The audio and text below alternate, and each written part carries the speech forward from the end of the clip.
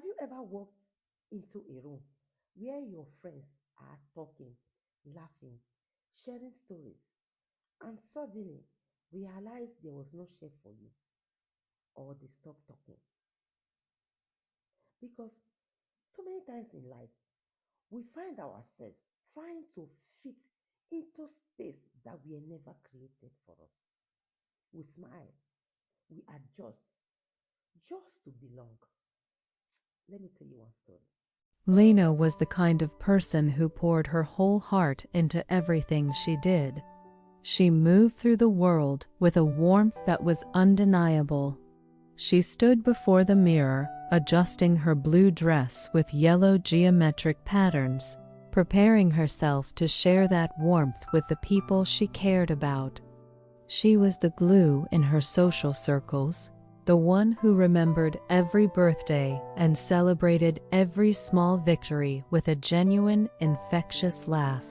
But lately, a subtle shadow had begun to creep into her heart, a quiet feeling that her presence was more tolerated than truly cherished.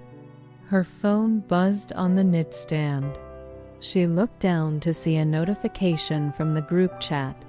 The message was short and lacked any real invitation. "You can come if you want." The words felt hollow, like an afterthought whispered into a room that was already full without her. Driven by a lingering hope, she arrived at the gathering. The room was loud, filled with the scent of expensive perfume and the clinking of glasses.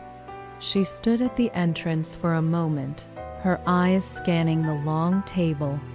It was beautiful, vibrant, and completely packed with people lost in conversation.